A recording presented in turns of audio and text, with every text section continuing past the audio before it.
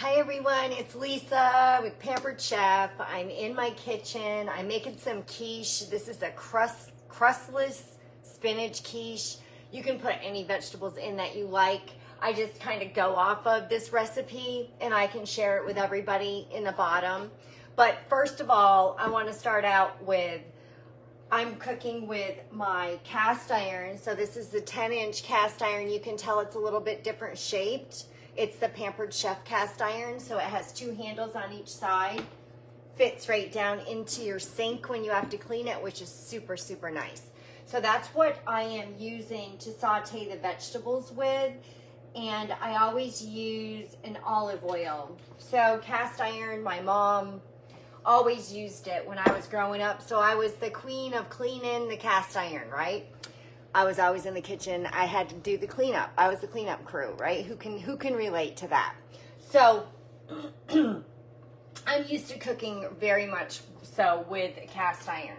So if you have any questions about that, please just let me know. I've got some pre-cut onions here. I'm just gonna dice them up, maybe a little bit smaller. And this is what's going to be going into the cast iron pan because I need these to be just a little softened before I throw it into the oven. And this is a really quick, like I said, really quick and easy. And I usually will have this for lunch and then I'll eat it the rest of the week until it's gone because I just love it. So I've got my cast iron pan on over here on my stove. I've got my stove, it's set at like a 3, so that's about halfway. I can turn it up a little bit. Cast iron retains your heat, so it's going to hold that heat. So if you want to turn it down, you have to turn it way down. You have to wait for it to cool down. So you're better off to start out really low, and then you can build your heat up and get used to it. So if the recipe says a medium heat, you're basically going to be between your low and your medium. In between that, you're not going to be on your medium. Medium is kind of like being on high when you're cooking with cast iron. You just kind of have to play around with it. And I guess every stove is different as well. But it is based on that cast iron, it's going to retain that heat and it's going to make things cook faster. So here's one of my favorite things I love to put in are roasted red bell peppers. And this is just something that I got at the store. I could make these on my own, but I haven't made these in a while, so I've got the store brand, and you can put in as much or as little, or like I said, exactly what you like. There's some veggies that you like. There's some things that are going to taste better to you than they would to me, so everybody's taste is a little different, and that's what I like about quiche, because you can put in what you want. And this quiche does not have a crust, so then I don't have to worry about dealing with the crust. Now, you can do a pre-made refrigerator crust if you do like the crust and look up a recipe for that. Typically any refrigerator dough works, but this one is quick and easy. I don't really care for the crust, so I really like this is eggs and veggies. Alright, so I've got those kind of just, I chopped them up. I'm going to throw them in here, and that's all getting nice and warm. Saute this up, and this is an egg flipper. Isn't that cool? I use this thing for everything, so it's not just for eggs. So you want to make sure your oil is all around in your pan, and I turned it up a little bit so it might cook a little bit faster. I do have my oven already on 350 preheating, and I chopped some vegetables off of, I have a tower garden in my other room, and it is an indoor gardening system that self-waters with a light. So I have stuff growing year-round, which is wonderful, 'cause, I'm always cooking in the kitchen. I have some tomatoes that I wanted to use up, so I'm going to throw those in as well. Like I said, you can use whatever it is that you have around. I don't know if I want them all. I'm only going to put in a little. Now next, I'm going to need to, I'm going to do garlic, but I'm going to add that in after. Because first of all, I've got my greens. So in here, I have some longevity spinach, which I only have a few. My plant is just starting to produce again because I cut it all off. Here's some kale, and then some different kale. And then I also took some basil because I just love basil. So I'm just gonna kind of chop this and cut this all up, and then I'm gonna put it in this pan, and it's gonna cook down as well. Oh my gosh, I'm using the knife the wrong way. Good thing I didn't cut myself. Talk about crazy. So I love to just chop up these fresh vegetables and throw them in, and it calls for 1 10-ounce package of frozen chopped spinach that you would thaw and drain and squeeze all the water out of it. So I mean, you can totally do that. You can get some frozen veggies. Some people just don't have access to fresh, or you know, your lifestyle just doesn't, you know, fresh is going to go bad too soon. So you can grab frozen veggies and just have them on hand. They do make a mix that's frozen, that's actually peppers and onions that you can get already. So that would be a good, I used to have those in the freezer all the time. And then when we do like find a sale of onions, we'll chop them up and throw them in the freezer. The same thing with peppers. You know, you just kind of do that ahead of time. I bought a couple of pumpkins, so I pureed them and threw them in the freezer as well. So you just want to get ahead of everything that you can. Let me get you guys a little closer. So this is going to cook down. Now's a good time to add in the garlic, because you don't want the garlic to cook too much. I like the garlic flavor.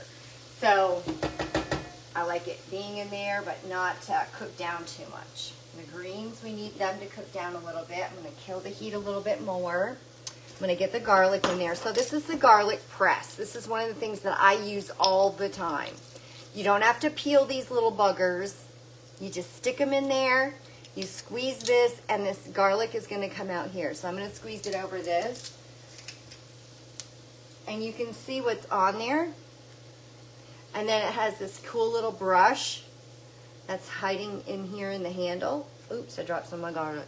And then I'm going to brush this off into the pan, and then I'm going to open this up, and there's your peeling. So I'm going to go in there and I'm going to scoop it out. There. So next, put it in again, push it. The majority of it comes out. There's what you've got left. You're going to scrape it off. And the only thing left inside of this cool little gadget is the peeling. How cool is that? Absolutely amazing. So you can do as many as you want. And for fresh garlic, if you don't care for the taste of it so much, add it in at the end or at the beginning and let it cook down. If you like the taste of it, add it at the end, and that way the flavor of it will still be there when you finish your dish. So now what we're going to do is I have 5 eggs. It's a quick, easy, simple recipe. 5 eggs. We're just going to mix them together here. And the only thing left I have to do is add in the salt and pepper in my eggs. And I'm also going to spray our dish. And I'm going to break up some feta cheese. We're going to let those sit. I'm going to stir this up a little more. Get that garlic mixed in there so it can at least warm up. Oh my goodness, it smells so good. So this is what my my flavoring is going to be for it. And I do have some sweet peppers, but I don't care for those in my quiche. I don't like any meat, I don't like bacon, I don't like anything like that. I just found I really just like the vegetables. So like I said, you do what you like to do and how you like it. So here we're going to need an 1/8 teaspoon of pepper. And then we're going to do a 1/4 teaspoon of salt. Get my open.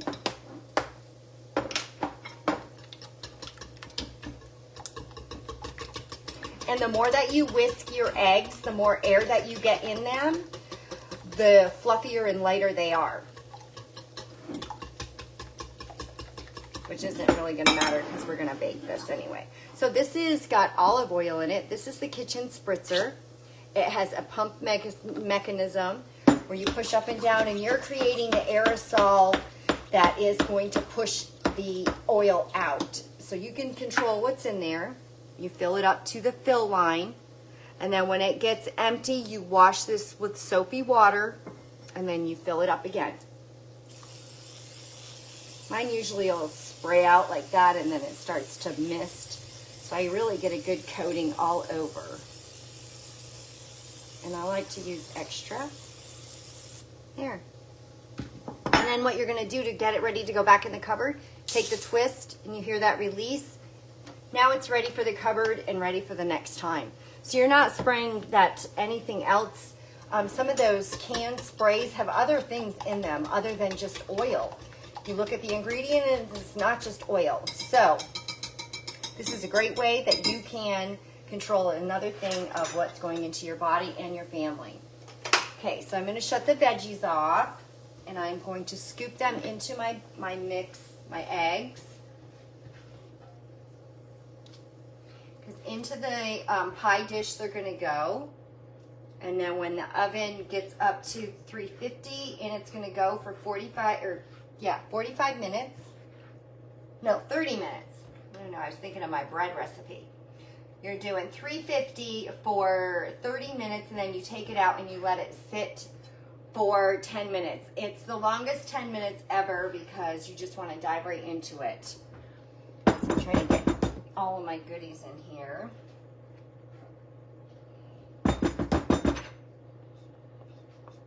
Okay. So now we're ready, and we can just get this into our dish, and then I'm going to add in our cheese. I just kind of spread my veggies around. And now I'm going to take my feta cheese. Now this calls for 3 cups of shredded Munster cheese. So you can use whatever it is that you like. Like I said, I love feta, and I like it with the roasted red bell peppers. So this combination is just a favorite taste of mine. But it's all about what flavors you like. Some people prefer mushrooms, some people prefer peppers, some people like a little bit of a spice, so you could do jalapenos. Whatever it is that your family likes, you can do ham and cheese, you can do bacon and cheddar. You can even throw some little potatoes in if you wanted to. So that's plenty of cheese for me, and look at that. Our oven is ready. Let me rinse my fingers. I'm gonna put it in the oven, and then I will jump back on and show you our finished product. I will post a picture of it when it's done. I hope everybody's having a fabulous day. Let me know, where are you watching from? Have you ever made a quiche? This is a crustless quiche. Have you ever made one of these?